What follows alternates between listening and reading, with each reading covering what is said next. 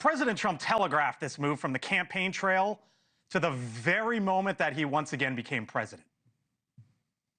I will immediately begin the overhaul of our trade system to protect American workers and families. Instead of taxing our citizens to enrich other countries, we will tariff and tax foreign countries to enrich our citizens.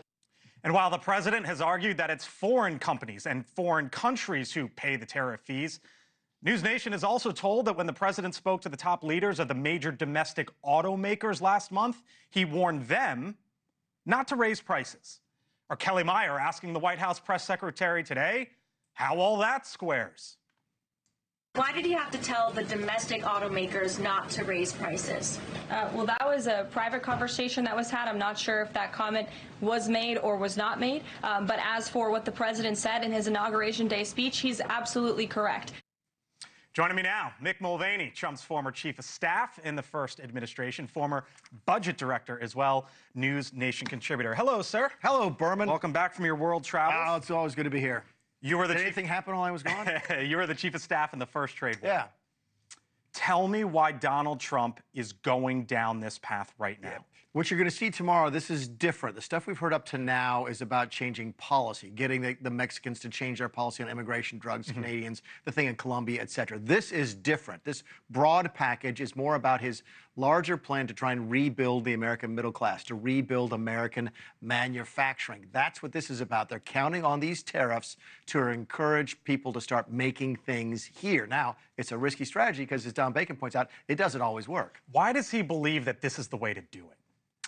Because it is a traditional way. It's not unusual. He's not the first person to think this. Keep in mind, Donald Trump grew up in the 1970s and 80s when America was making steel and making ships and making textiles and furniture and stuff. And he wants to sort of get back to that. He knew there was a healthy middle class then. It's been gutted. Look, I live in the Southeast. Not anybody works in textiles anymore. Right. So he's got that perspective of how do we get back to rebuilding the middle class. Again, on paper, it looks fine. It could be really, really difficult to do. It might actually backfire. And as the former chief of staff, what would you be advising him on that front? If there's nobody in that room telling him, Mr. President, that's fine. We'll back you if this is what you want to do, but just be aware, these are the risks. 1, 2, 3. The stock markets can tank. We could go into recession. You could end up in a trade war that's devastating the American economy. If they haven't had that discussion yet, then he needs to start firing people, because if everybody's telling him this is going to be easy, he's getting really bad advice. Great question by Kelly there in the briefing room today, which is, you know, if you're saying that the foreign companies and the countries are the ones who eat the cost, then why'd you need to warn the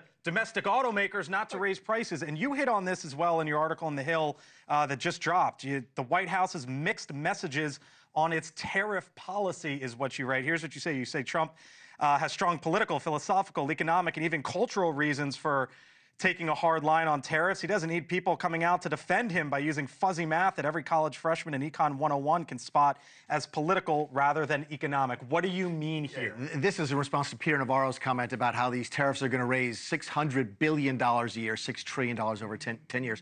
You can't have it both ways. Right. You can't have money from tariffs and have people set up business here. You're going to have one or the other. You could have a mix of the two, but you can't have them both. And that's what the White House, through people like Peter Navarro, is trying to tell people. That's over-promising and under-delivering. What the hell's your name? I keep forgetting. Blake. You were in Australia 36 hours ago. I'm in a different day. But you can't have it both ways, okay? And if you overpromise and underdeliver, that's when people start making you pay a price at the polls. Here's the tariffs, sort of what's happening right now and what could come in the future. Trump, as we know, has already taken actions. Mick, you can see on the screen there what's already been enacted, 25% tariffs on several goods.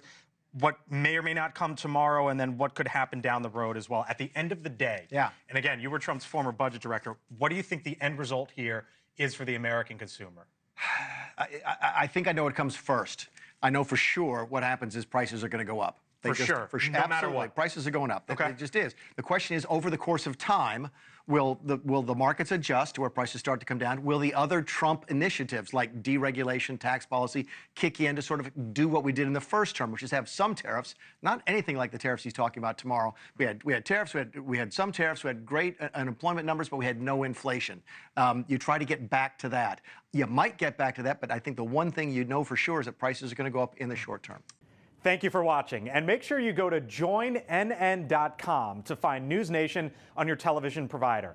And don't forget to click the red subscribe button below to get more of NewsNation's fact-driven, unbiased coverage.